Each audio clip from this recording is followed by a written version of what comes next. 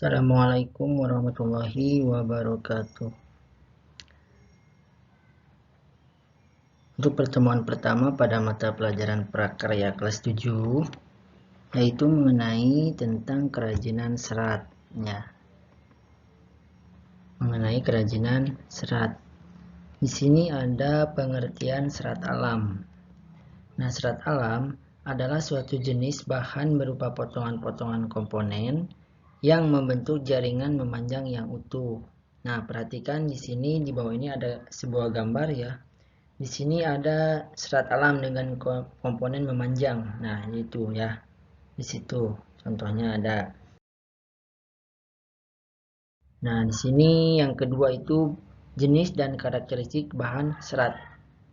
Nah, untuk bahan serat alam itu dapat digolongkan menjadi 3 jenis yang berasal dari tumbuhan, hewan, dan mineral ya. Jadi bahan serat itu dapat digolongkan menjadi 3 jenis yang berasal dari tumbuhan, ada yang dari hewan, ada juga yang dari mineral.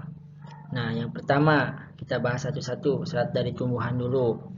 Nah, ini serat yang berasal dari tumbuhan, ini dapat dilihat ini berdasarkan bagian-bagian tumbuhannya ya.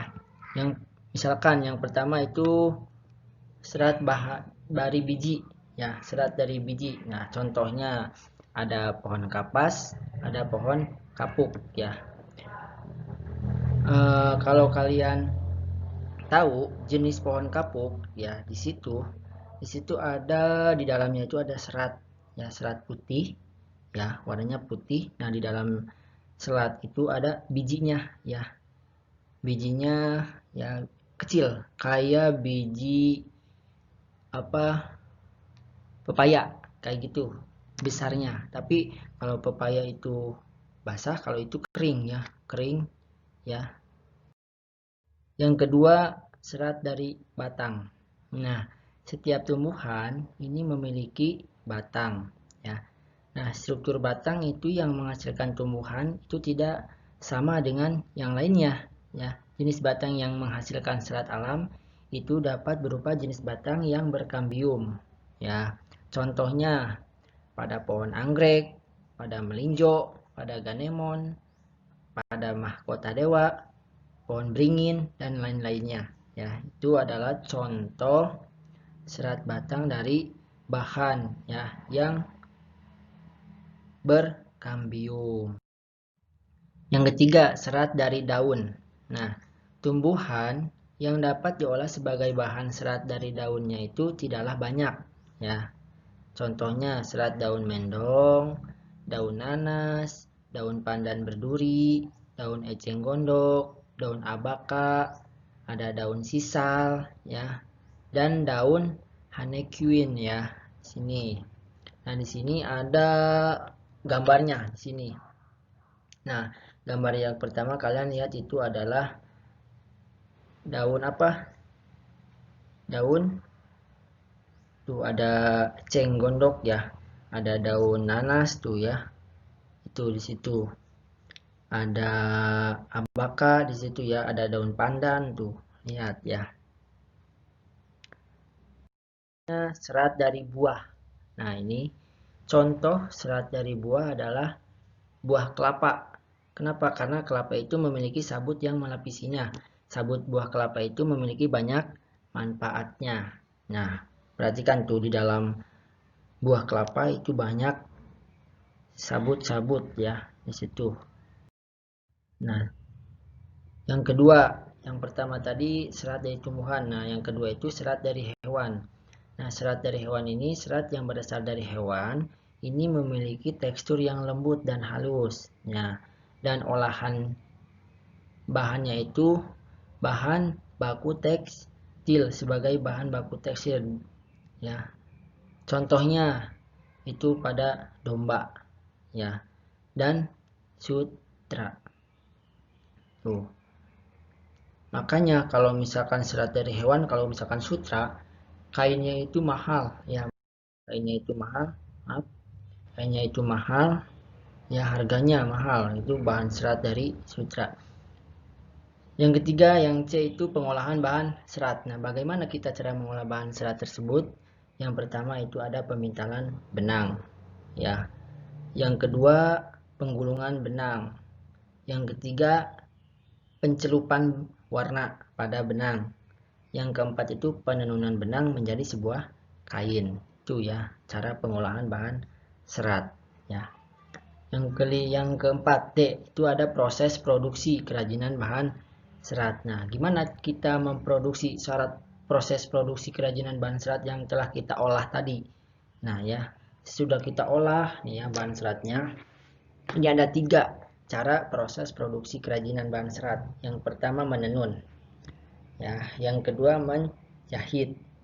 Yang ketiga mengikat. Nah, di sini menenun.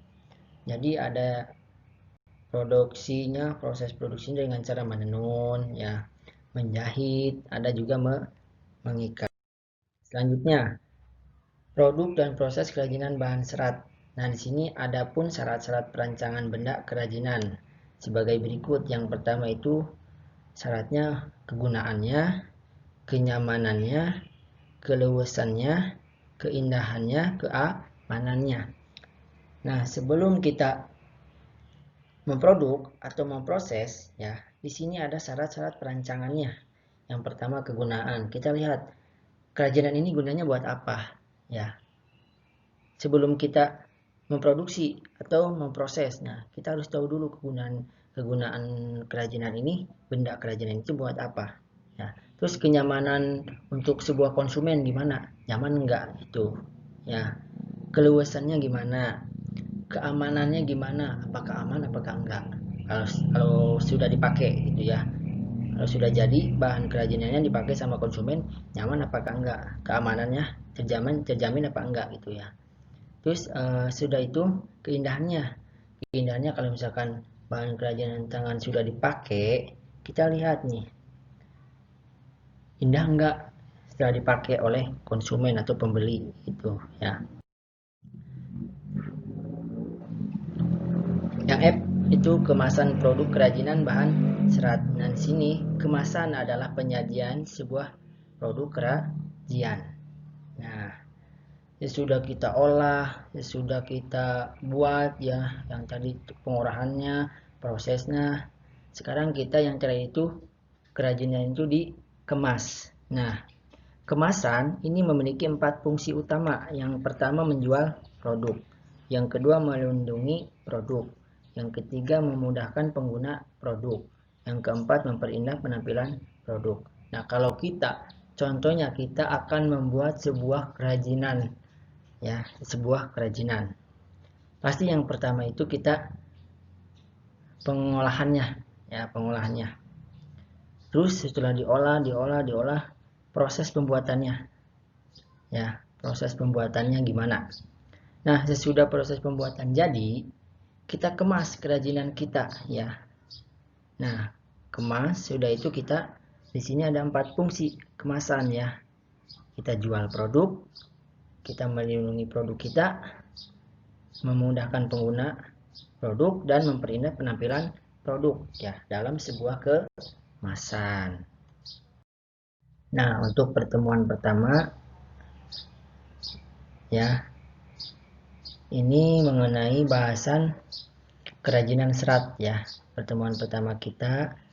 Nah, di sini mudah-mudahan ada manfaatnya. Cukup sekian dan terima kasih. Wabillahi taufiq wal hidayah. Wassalamualaikum warahmatullahi wabarakatuh.